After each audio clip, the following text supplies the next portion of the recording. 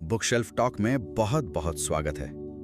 आज के इस विस्तृत विश्लेषण में हम जिस विषय पर चर्चा करने जा रहे हैं वो शायद हर उस इंसान के लिए है जो अपनी जिंदगी में एक ठहराव महसूस कर रहा है। हाँ बिल्कुल। और आज का हमारा मुख्य विषय है 30 दिनों में जीवन बदलने वाली 7 आदतें किताब का सार। सही कहा।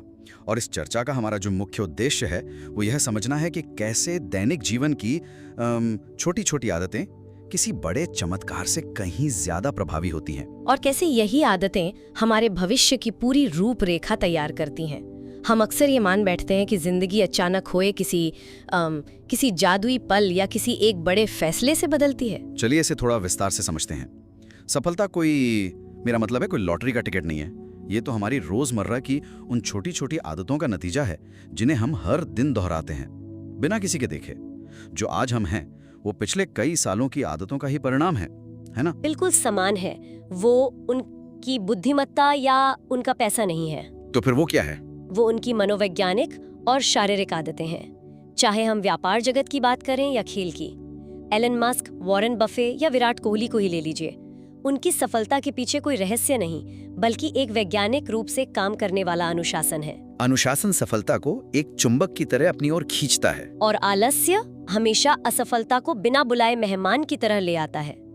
ये विस्तृत विश्लेषण इसी बात पर केंद्रित है कि ये जो 30 दिन का पैमाना है वो सिर्फ एक संख्या नहीं है। मतलब ये कोई मनगढ़ंत बात नहीं है। बिल्कुल नहीं। ये न्यूरोलॉजी के हिसाब से हमारे दिमाग में नए रास्ते यानी न्यूरल पाथवे बनाने का एक वैज्ञानिक समय है। ये वाकई बहुत दिलचस्प बात है और इसीलिए ये सिर्फ एक और साधारण मोटिवेशनल बातचीत नहीं होने वाली है बल्कि हम इसके पीछे के विज्ञान और मनोविज्ञान को समझेंगे। हाँ, क्योंकि विज्ञान को समझे बिना आदतें नहीं बदलती। तो आइए सबसे पहले उस आदत से शुरुआत करते हैं जो हमारे दिन की नींव रखती है, सुबह जल्दी उठने की आदत। यह एक ऐसी बात है जो हर कोई बचपन से सुनता आ रहा है। बिल्कुल, हर घर में यही सिखाया जाता है। लेकिन और यहाँ ये बात वाकई बहुत दिलचस्प हो जाती है कि अगर कोई इंसान रोज सिर्फ 1 घंटा जल्दी उठता है तो गणित के हिसाब से साल भर में उसके पास 15 दिन का अतिरिक्त समय जुड़ जाता है। पूरे 15 दिन। ये गणित सुनकर ही काफी हैरानी होती है। लेकिन यहाँ मेरा एक सवाल है, क्या यह गणित सिर्फ सुबह के लिए ही काम करता है? मेरा मतलब है अगर कोई रात में 1 घंटा देर तक जागकर काम करे तो भी तो उसे 15 दिन ही मिलेंगे। ये एक बहुत ही। फिर सुबह उठने पर इतना जोर क्यों? क्या ये 30 दिन का नियम हर किसी को जबरदस्ती मॉर्निंग पर्सन बनाने की कोशिश नहीं है? और सुबह का 1 घंटा बिल्कुल बराबर है। लेकिन मनोविज्ञान और हमारे शरीर के विज्ञान के हिसाब से, जिसे हम सर्केडियन रिदम कहते हैं। हाँ, सर्केडियन रिदम। इसके हिसाब से इन दोनों में जमीन आसमान का अंतर है। जब कोई रात में काम करता है तो वो पूरे दिन की थकान, तनाव और डिसीजन फटीग के साथ काम कर रहा होता है। डिसीजन फटीग यानी निर्णय लेने की क्षमता में कमी। बिल्कुल, उस वक्त दिमाग की ऊर्जा सबसे निचले स्तर पर होती है।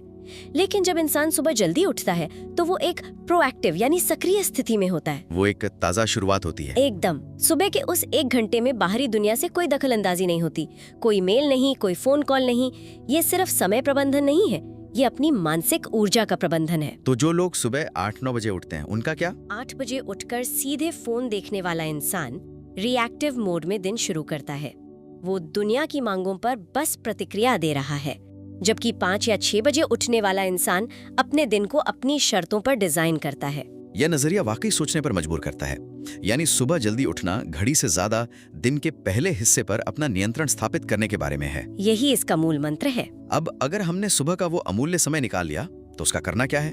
यहीं से हमारी चर्चा उस दूसरी आदत की तरफ मुड़ती है जो उस खाली समय को दिशा देती है, रोज पढ़ने की आदत। किताबें पढ़ना सच में दुनिया का सबसे बड़ा शॉर्टकट है। हाँ, वॉरेन बफेट जैसे इंसान के 50-60 साल के अनुभव को, उनकी गलतियों को और उनकी सीख को कोई भी व्यक्ति सिर्फ कुछ ही दिनों में उनकी किताब पढ़कर सीख सकता है। और ये कोई मुश्किल काम भी नहीं है। बिल्कुल नहीं। अगर रोज सिर्फ 20-30 मिनट पढ़ने की आदत डाली जाए तो 1 साल में आराम से 12 से 15 किताबें खत्म की जा सकती हैं। यहाँ जो बात सबसे आकर्षक है वो ये है कि लोग अक्सर कहते हैं कि उनके पास पढ़ने के लिए समय नहीं है। हाँ, ये तो सबसे आम बहाना है। लेकिन सच्चाई ये है कि ये समय की कमी नहीं बल्कि अटेंशन इकोनॉमी का असर है। लोग सोशल मीडिया पर डूम स्क्रॉलिंग में घंटों बिता देते हैं। डूम स्क्रॉलिंग यानी बस बिना सोचे समझे रील और वीडियो खिसकाते रहना। बिल्कुल। अब जरा सोचिए, जब कोई सोशल मीडिया पर छोटे छोटे वीडियो देखता है तो उसका दिमाग हर 15 सेकंड में एक नए विषय पर छलांग लगाता है। इससे अटेंशन स्पैन यानी ध्यान केंद्रित करने की क्षमता पूरी तरह खत्म हो जाती है। और किताबों के साथ ऐसा नहीं होता? नहीं, क्योंकि जब कोई किताब पढ़ता है तो वो एक ही विषय पर एक ही लेखक के विचारों के साथ लंबे समय तक गहराई में उतरता है। किताबें सिर्फ जानकारी या डेटा नहीं देती, वे सोचने के नए मेंटल मॉडल तैयार करती हैं, है ना? बिल गेट्स और एपीजे अब्दुल कलाम भी तो यही करते थे। बिल्कुल सही। मेंटल मॉडल हमारे नजरिए को पूरी तरह बदल देते हैं। ये मेंटल मॉडल वाली बात बहुत गहरी है। इसका मतलब है कि किताबें सिर्फ ये नहीं बताती कि क्या सोचना है, बल्कि ये सिखाती हैं कि कैसे सोचना है। एकदम सही पकड़ा आपने। जब कोई नियमित रूप से पढ़ता है तो उसके पास समस्याओं को देखने के लिए अलग अलग चश्मे आ जाते हैं। लेकिन अगर हम ज्ञान और मानसिक क्षमता बढ़ा भी लें और शरीर साथ न दे तो सब बेकार है। शरीर का ख्याल रखना तो सबसे पहली शर्त होनी चाहिए। और ये हमें उस तीसरी आदत पर ले आता है जिसे अक्सर लोग तब तक नजरअंदाज करते हैं जब तक बहुत देर न हो जाए, शरीर का ख्याल रखना। लोग इसे हल्के में लेते हैं। ये बात हम सब जानते हैं कि शरीर ही सबसे बड़ी दौलत है।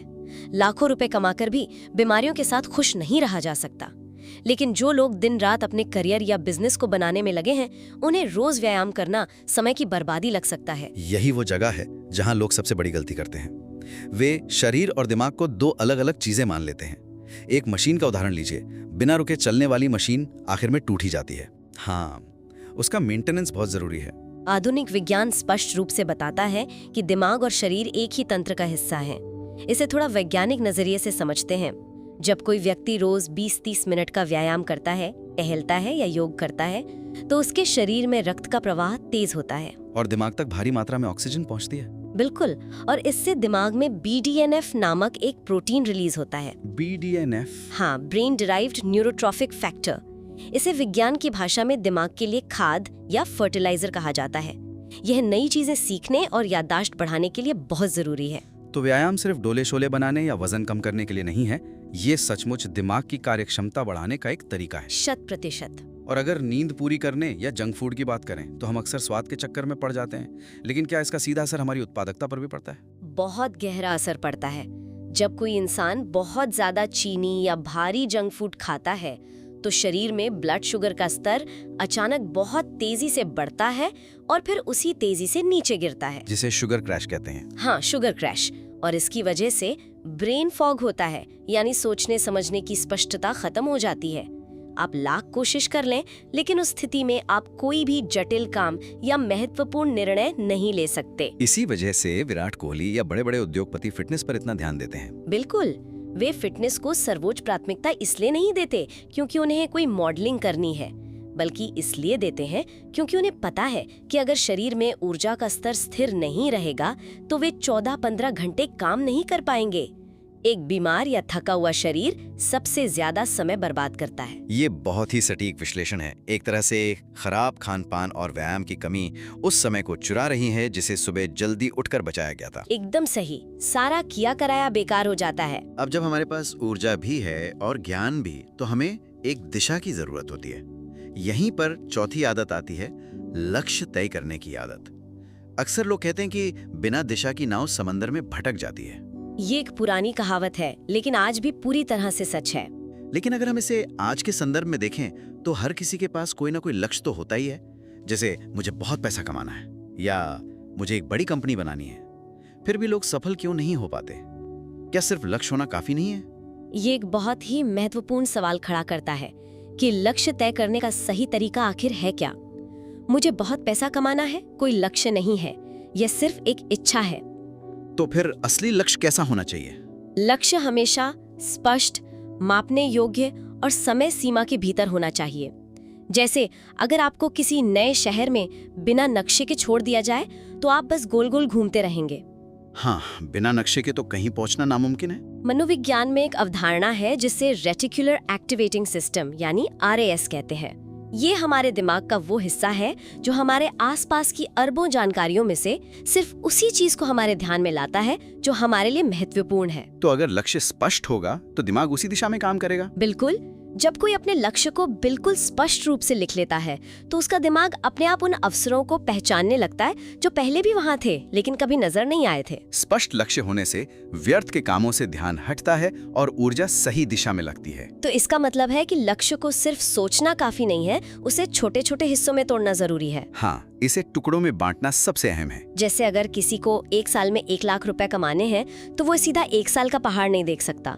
उसे यह तय करना होगा कि महीने, हफ्ते और आज के दिन का लक्ष्य क्या होना चाहिए। हमारी 5वीं आदत की ओर ले जाता है, समय का सही उपयोग। समय ही सबसे बड़ी पूंजी है। अमीर हो या गरीब, सबके पास दिन में केवल 24 घंटे ही होते हैं। यदि रोज सिर्फ 2 घंटे बिना किसी रुकावट के डीप वर्क की स्थिति में काम किया जाए तो 30 दिनों में पूरे 60 अतिरिक्त घंटे मिलते हैं। 60 घंटे बहुत बड़ा अंतर पैदा कर सकते हैं। लेकिन आजकल के दौर में डीप वर्क करना लगभग असंभव सा लगता है। हर तरफ से कोई ना कोई नोटिफिकेशन या फोन कॉल ध्यान भटकाने के लिए मौजूद है। यही तो इस सदी की सबसे बड़ी चुनौती है। समय का सही उपयोग करने का मतलब सिर्फ एक टू डू लिस्ट बनाना नहीं है, ये असल में अपॉर्चुनिटी कॉस्ट को समझने के बारे में है। अपॉर्चुनिटी कॉस्ट, इसे थोड़ा सरल भाषा में समझाएं। अर्थशास्त्र का ये नियम कहता है कि जब आप किसी एक काम को हाँ कहते हैं तो आप अनजाने में ही कई दूसरे कामों को ना कह रहे होते हैं। हम में से कई लोग दूसरों को खुश करने के लिए फालतू की बैठकों और बेवजह के कामों के लिए हाँ कह देते हैं। और असल में हम अपने खुद के सपनों और लक्ष्यों को ना कह रहे होते हैं। बीता हुआ समय पैसे की तरह वापस नहीं कमाया जा सकता। एकदम सही। समय का सही उपयोग करने के लिए ना कहना सीखना सबसे ताकतवर हथियार है। और मल्टीटास्किंग का जो भ्रम आजकल फैला हुआ है वो समय की सबसे बड़ी बर्बादी है। लोगों को लगता है कि वे एक साथ बहुत सारे काम कर रहे हैं, लेकिन न्यूरोसाइंस साबित कर चुका है कि इंसानी दिमाग एक साथ 2 जटिल काम कर ही नहीं सकता। वो सिर्फ एक काम से दूसरे काम के बीच तेजी से स्विच करता है, जिससे काम की गुणवत्ता गिरती है और समय दुगना लगता है। इसलिए फोन को दूसरे कमरे में रखकर बिना किसी रुकावट के 2 घंटे का फोकस 8 घंटे के आधे अधूरे ध्यान वाले काम से कहीं ज्यादा परिणाम दे सकता है। बिल्कुल, ये एक बहुत बड़ा सबक है। अब मान लीजिए कि कोई व्यक्ति इन सभी आदतों को अपना लेता है, लेकिन रास्ते में उसे कोई बहुत बड़ी असफलता मिल जाती है, तब ये सारा अनुशासन डगमगाने लगता है। हाँ, ऐसी स्थिति में बने रहना सबसे मुश्किल होता है। इसी स्थिति से निपटने के लिए छठी आदत बताई गई है, सकारात्मक सोच। इंसान जैसा सोचता है वैसा ही बन जाता है। मुश्किलों में अवसर ढूंढना ही इसका सार है। बिल्कुल। लेकिन यहाँ मैं एक बात स्पष्ट करना चाहूंगा कि सकारात्मक सोच का मतलब वो टॉक्सिक पॉजिटिविटी बिल्कुल नहीं है, जहाँ घर में आग लगी हो और इंसान कहे कि सब ठीक है, आग की गर्माहट का आनंद लो। तो फिर वास्तविक सकारात्मक सोच आखिर है क्या? ये बहुत ही सटीक अंतर आपने बताया। विकासवादी जीव विज्ञान के अनुसार इंसानी दिमाग में एक नेगेटिविटी बायस होता है। नेगेटिविटी बायस यानी नकारात्मक चीजों पर ज्यादा ध्यान देना। हाँ, हमारा दिमाग अच्छी चीजों से ज्यादा बुरी चीजों पर ध्यान देता है, क्योंकि प्राचीन काल में ये हमारे जिंदा रहने के लिए जरूरी था। झाड़ियों में छुपे खतरे पर ध्यान देना मीठे फलों पर ध्यान देने से ज्यादा अहम था। तो डरना हमारी फितरत में है। बिल्कुल। इसलिए जब कोई समस्या आती है तो हमारा दिमाग सबसे पहले घबराता है। लेकिन वास्तविक सकारात्मक सोच इस घबराहट को एक मानसिक अभ्यास के जरिए बदलने का नाम है, जिसे कॉग्निटिव रिफ्रेमिंग कहते हैं। यानी समस्या को देखने के नजरिए को पूरी तरह से पलट देना। एकदम सही। जब कोई आलोचना करता है तो नकारात्मक सोच कहेगी कि ये इंसान मुझे नीचा दिखा रहा है, जिससे दिमाग रक्षात्मक मोड में चला जाता है और तनाव बढ़ता है। और सकारात्मक सोच क्या कहेगी? वो सोचेगी, क्या इस आलोचना में कोई ऐसा सच छुपा है जिससे मैं अपने काम को और बेहतर बना सकूं? यह सोच दिमाग के उस हिस्से को शांत करती है जो डर पैदा करता है और उस हिस्से को सक्रिय करती है जो तार्किक रूप से समाधान ढूंढता है। स्टीव जॉब्स, महात्मा गांधी और एपीजे अब्दुल कलाम जैसे लोगों ने भी तो भारी असफलताएं झेली, लेकिन उनका नजरिया हमेशा ऐसा ही सकारात्मक रहा। हाँ, ये कोई जादू नहीं है, ये अपने दिमाग की वायरिंग को खुद अपने हाथों से बदलने की कला है। सकारात्मक सोच असल में तनाव कम करती है और आत्मविश्वास बढ़ाती है। तो इन सब का आखिर मतलब क्या है? हमने सुबह जल्दी उठने से लेकर पढ़ने, शरीर को स्वस्थ रखने, लक्ष्य तय करने, समय को बचाने और सोच को सकारात्मक रखने की बात की। 7 में से 6 आदतें हो गईं। लेकिन ये सब कुछ एक दिन में तो हो सकता है। 30 दिनों तक इसे कैसे कायम रखा जाए? यही चुनौती हमें हमारी 7वीं और सबसे महत्वपूर्ण आदत पर ले आती है, नियमितता या लगातार बने रहना, जिसे हम कंसिस्टेंसी कहते हैं। कंसिस्टेंसी ही वो गोंद है जो सबको जोड़ कर रखती है। अगर रोज 20 पन्ने पढ़े जाएं तो एक महीने में 600 पन्ने पूरे हो जाते हैं, एक पूरी किताब। लेकिन जोश में आकर एक ही दिन में 100 पन्ने पढ़ना और फिर किताब न छूना कोई काम नहीं आता। जैसे एक किसान रोज बीज को थोड़ा थोड़ा पानी देता है, वो एक ही दिन में सारा पानी नहीं डाल सकता। बिल्कुल, ये 30 दिन का जो समय है, क्या ये सच में किसी आदत को पक्का करने के लिए काफी है? विज्ञान की भाषा में इसे हैबिट लूप कहते हैं, जिसके 3 हिस्से होते हैं: क्यू यानी संकेत, रूटीन यानी काम, और रिवॉर्ड यानी इनाम।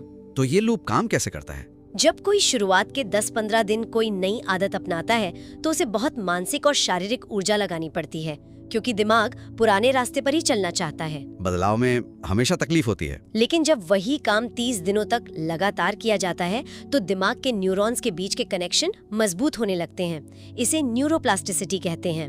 लगातार एक ही काम करने से न्यूरॉन्स के चारों तरफ एक माइलिन शीथ बन जाती है, जो उस विचार या काम की गति को बहुत तेज कर देती है। और यहाँ ये बात वाकई बहुत दिलचस्प हो जाती है। इसका मतलब है कि 30 दिन बाद वो काम करना आसान नहीं होता, बल्कि हमारा दिमाग उस काम को करने के लिए बेहतर तरीके से तैयार हो जाता है। सटीक। शुरुआत में सुबह उठना या व्यायाम करना एक बहुत बड़ा संघर्ष लगता है, लेकिन 30 दिन बाद ये ब्रश करने जैसा एक स्वचालित काम बन जाता है। अपने आप होने लगता है। हाँ, नियमितता उस मानसिक घर्षण को खत्म कर देती है।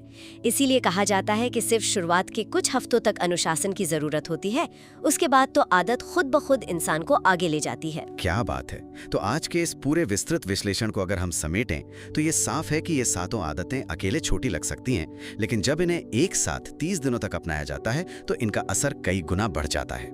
ये कोई अलग अलग टापू नहीं है, बल्कि ये एक पूरा इकोसिस्टम है, एक दूसरे से जुड़ी हुई कड़ी। बिल्कुल। सुबह जल्दी उठने से समय मिलता है, पढ़ने से उस समय में ज्ञान भरता है, शरीर का ख्याल रखने से उस ज्ञान का उपयोग करने की ऊर्जा मिलती है, लक्ष्य तय करने से उस ऊर्जा को एक दिशा मिलती है, समय का प्रबंधन उस दिशा में तेजी लाता है, सकारात्मक सोच रास्ते की रुकावटों को हटाती है, और अंत में नियमितता इन सबको एक साथ बांधकर रखती है। ये कोई चमत्कार नहीं है, बल्कि एक सधी हुई प्रक्रिया है। बदलाव कल से नहीं आता, बल्कि आज और अभी से शुरू होता है। सिर्फ सुनने से कुछ नहीं होगा, इसे जीवन में उतारना होगा। एकदम सही बात है। अगर सुनने वालों को हमारी ये चर्चा और इसके पीछे का विज्ञान पसंद आया हो तो इसे लाइक और शेयर जरूर करें। बुक शेल्फ टॉक चैनल को सब्सक्राइब करना ना भूलें, ताकि ऐसी ही जीवन बदलने वाली और प्रेरणादायक किताबों के विस्तृत विश्लेषण भविष्य में भी मिलते रहें। और चर्चा को समाप्त करने से पहले मैं बस एक गहरा विचार छोड़ना चाहूंगी। जरा सोचिए, अगर वॉरेन बफे जैसे महान व्यक्ति के 50 सालों के अनुभव को मात्र कुछ दिनों में पढ़कर सीखा जा सकता है और 30 दिन का एक छोटा सा संकल्प दिमाग की पूरी बनावट को बदल सकता है, तो और क्या क्या संभव है। बिल्कुल। तो दुनिया की अलमारियों में ऐसे कितने और अनपढ़ जीवन बन पड़े हैं जो आने वाले 30 दिनों में किसी के भी पूरे भविष्य को हमेशा के लिए बदलने का इंतजार कर रहे हैं। बस उन्हें एक बार खोलने और उन पर अमल करने की देर है।